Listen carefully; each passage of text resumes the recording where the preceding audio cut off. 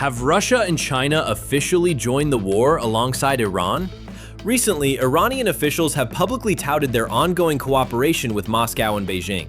They have even hinted at continued military ties. This rhetoric is designed to send a message to Washington. Iran is not fighting alone. But looking past the diplomatic messaging, the reality on the ground is starkly different. As US and Israeli strikes hit Tehran, Iran is fighting largely isolated. Neither Russia nor China is entering the war directly. There are allegations of deeper, hidden involvement. Reports from the Washington Post suggest Russia might be sharing targeting intelligence with Tehran, but Moscow has officially denied this. And US officials note the intelligence community is still evaluating those claims. Instead of fighting, Beijing and Moscow are calculating their own interests. They are positioning themselves as diplomatic mediators, publicly calling for a ceasefire. But they are not standing fully aside either. According to Reuters, China remains Iran's most crucial economic lifeline.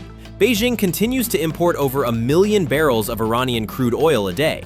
So both superpowers are providing significant backing, but only up to a strict limit. They draw a hard line at actually fighting for Tehran. Why? Because this partnership is not an Eastern version of NATO. When Russia and Iran formalized their strategic partnership, it noticeably lacked a mutual defense clause. There is no binding agreement to fight for each other. Furthermore, Vladimir Putin has explicitly stated that Russia and China are not forming a military alliance. Their relationship is built on transactional trade and strategic leverage, not shared sacrifice. So why does this strategic maneuvering matter to the United States? The immediate threat is to the global economy. The Strait of Hormuz handles roughly 20% of the world's oil and liquid natural gas. This conflict has already forced the International Energy Agency to release emergency reserves to cool panicked markets. But the bigger story is actually geopolitical. If this conflict drags on, it severely drains American military resources and political focus. Meanwhile, Moscow and Beijing watch from a safe distance, quietly reaping the benefits. In this video, we will decode Russia and China's true strategy. We will examine the practical limits of their support for Iran. We will explain exactly why they refuse to enter this conflict directly, and we will explore the devastating costs they would face if they actually joined the war. Now let's turn to Russia. To understand Moscow's strategy in the Middle East, you first have to look at Europe. Russia is currently bogged down in a massive, grinding war in Ukraine. A grinding war is a conflict where neither side can make fast or easy progress. Because of this intense pressure, Vladimir Putin simply cannot afford to open a second front. Russia appears unwilling and likely unable to sustain direct military involvement in Iran without weakening its position in Europe. But a prolonged US-Iran conflict could create a major strategic opening for Moscow. Why? It comes down to two major factors: distraction and oil.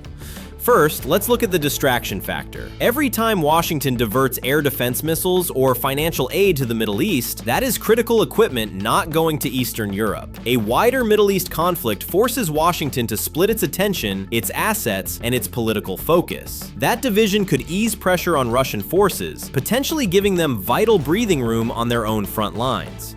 For Americans, this matters for two reasons. First, it threatens to stretch US military bandwidth across two global crises, draining resources and complicating support for Ukraine. Second, consider the global oil market. The Russian economy relies heavily on exporting fossil fuels. When missiles fly in the Middle East, global energy markets panic. This panic naturally inflates the price of crude oil. For the US consumer, this translates directly to frustrating spikes in gas prices at home. But for Moscow, higher oil prices mean more revenue flowing straight into the Kremlin's treasury to fund its operations. However, Moscow does not want a total collapse of the Iranian state. Moscow likely wants Tehran to survive as a persistent problem for Washington. Think of it like this: Moscow wants Iran to absorb US attention, but it seems determined to avoid direct involvement. Furthermore, analysts suggest Russia also fears a full-scale, uncontrollable regional war. Total chaos could easily disrupt Russia's own trade routes and geopolitical influence in the region. So, Moscow plays a highly cynical political balancing game. So far, Moscow seems willing to provide diplomatic cover, but not direct military support. Crucially, Moscow still draws a hard line at direct military sacrifice. This is textbook realpolitik. In simple terms, it means pursuing cold national interest rather than loyalty or shared ideals. It is about maximizing your own national gain while letting someone else take the actual risk. Now let's shift our focus to Beijing. China approaches the Middle East very differently than Russia. While Moscow might see a strategic opening in chaos, Beijing likely prefers stability. According to the International Energy Agency, China is the world's largest crude oil importer. Much of the oil moving through the Strait of Hormuz goes to Asian buyers, and China is one of the biggest. This strait is a narrow, critical waterway that acts as a global energy choke point. If a wider US-Iran conflict closes that waterway, the Chinese economy could face severe disruptions. Because of this vulnerability, Beijing seems determined to avoid direct military confrontation. Instead, China relies on deep economic leverage to manage its interests. As Reuters reports, China remains the most crucial economic lifeline for Iran. Beijing currently buys more than 80% of Iran's shipped oil. Furthermore, according to Bloomberg, Beijing often purchases this crude at a significant discount. This continuous financial flow helps keep the Iranian economy afloat, despite Western pressure. It also likely gives Beijing substantial, quiet influence over Tehran's strategic decisions. But this partnership has clear, pragmatic boundaries. It is highly unlikely Beijing would ever deploy its own military forces to defend Iranian soil. Direct military involvement would risk severe US sanctions and broader economic blowback. Already facing considerable headwinds, Beijing likely views a direct war as an unacceptable risk. So, China's public strategy focuses heavily on diplomacy. They frequently issue official statements calling for peace and regional restraint. But defense think tanks like the Center for Strategic and International Studies point to another layer, the flow of dual-use technology. For instance, analysts note that Iranian forces are increasingly turning to China's Beidou satellite navigation system as an alternative to GPS. While this may not represent a direct military transfer, this dual-use access can help guide Iranian missiles and drones. So far, China seems willing to let Tehran access technological tools, but shows no interest in providing physical troops. Think of it like this: Beijing is willing to sell Tehran the compass, but it shows no sign of stepping in to steer the ship itself. For Americans, this dynamic is critical to understand. Every time the US Navy fires a multi-million-dollar interceptor missile in the Middle East, it depletes American stockpiles. By avoiding combat, China allows the US to expend its naval bandwidth and military readiness. This distraction could leave American forces less prepared for potential future challenges in the Indo-Pacific. However, it is important to note that Beijing is not immune to the fallout. A burning Middle East threatens China's own economic stability, pushing up domestic fuel costs and pressuring its strategic reserves. Ultimately, a prolonged conflict risks draining American resources in the desert while potentially allowing its biggest rival to quietly build strength closer to home. Now, let us examine the practical limits of their support. Where exactly do Moscow and Beijing draw the line? The answer becomes clearer when we look at their recent diplomatic and military actions. First, let's look at the raw data from the United Nations. Recently, the UN Security Council voted on Resolution 2817. This resolution condemned Iran's attacks on regional states as the war spread across the Gulf. In the realm of international diplomacy, a UN Security Council vote is a highly visible test of geopolitical loyalty. If Iran were truly under their diplomatic protection, you might expect Moscow and Beijing to spend more political capital here. They had the option to use their veto power. A veto is a special authority that allows a permanent member to unilaterally block any UN decision. Did Russia and China use their veto to shield Tehran from international backlash? They did not. According to UN voting records, both superpowers simply abstained. Abstaining means they quietly stepped aside and allowed the condemnation to pass without their direct endorsement. This appears to have been a calculated move. It allowed them to signal a baseline of support for Iran without completely isolating themselves on the global stage. Militarily, the boundaries of this partnership are even more strictly enforced. Public reports suggest Russia may be sharing some intelligence with Iran. In modern warfare, early warning data can be incredibly valuable for military operations. But there is a massive difference between sharing intelligence and sharing the physical burden of war. There is no sign of Russia committing forces to defend Iranian territory.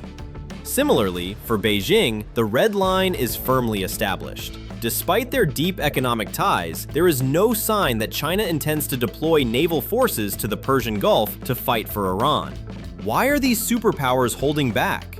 Because stepping over that line brings a devastating and immediate cost. Direct military intervention would risk a catastrophic war with the United States. For Russia, whose military is already heavily committed in Eastern Europe, opening a second theater against American forces would risk seriously weakening its position in Europe. Moscow already relies heavily on its current military stockpiles, meaning it simply cannot afford the logistical nightmare of fighting on two distant fronts. For China, the calculation is intensely economic. Entering the war would risk severe US sanctions, restricted market access, and a major economic shock. As the world's primary manufacturing hub, China relies heavily on open sea lanes and stable global markets to maintain its domestic growth. So, both nations meticulously operate right below that red line. Instead of fighting directly, they support Iran from the rear while avoiding the battlefield themselves. In practice, that means Iran absorbs the physical cost, while Moscow and Beijing limit their own exposure. Finally, we arrive at the ultimate question. Why do Moscow and Beijing consistently avoid fighting directly? And what is the true cost of joining this conflict? For Russia, direct intervention risks a direct clash with the United States. That is a scenario the Kremlin is highly motivated to avoid. Their military resources are already heavily committed in Eastern Europe. Fighting American forces in the Middle East would severely stretch their logistics. It would risk seriously weakening Russia's position on its main front in Europe. For China, the cost is economic but equally severe. If Beijing joined the conflict, Washington would likely react with overwhelming financial force. Defense analysts point to the Strait of Malacca as a major strategic vulnerability for Beijing. In an extreme scenario, any disruption to this maritime choke point could cut off essential supply lines. This specific strait handles a massive portion of China's energy imports. Without it, the Chinese economy could face severe energy shortages. Furthermore, direct involvement carries the risk of sweeping financial sanctions against Chinese assets abroad. Therefore, direct combat risks military overextension for Russia, and it threatens a severe economic shock for China. Because they understand this cost, they choose a different strategy, and this is exactly where the strategic danger lies for America. The most immediate threat is not a sudden global war. The real trap is a grinding war of attrition. A war of attrition is a prolonged conflict designed to slowly bleed an opponent's resources. While Washington spends billions intercepting drones and missiles, its rivals wait. China continues to expand its naval presence in the Pacific Ocean. Russia works to fortify its defensive lines and rebuild its industrial base. So, what is the strategic outlook moving forward? If current trends hold, the Middle East will remain a volatile distraction. Iran will likely continue leaning on Eastern powers for economic and political survival. Moscow and Beijing will keep providing enough backing to sustain Tehran's resistance, but they will rigorously maintain their strict boundaries against direct military entanglement.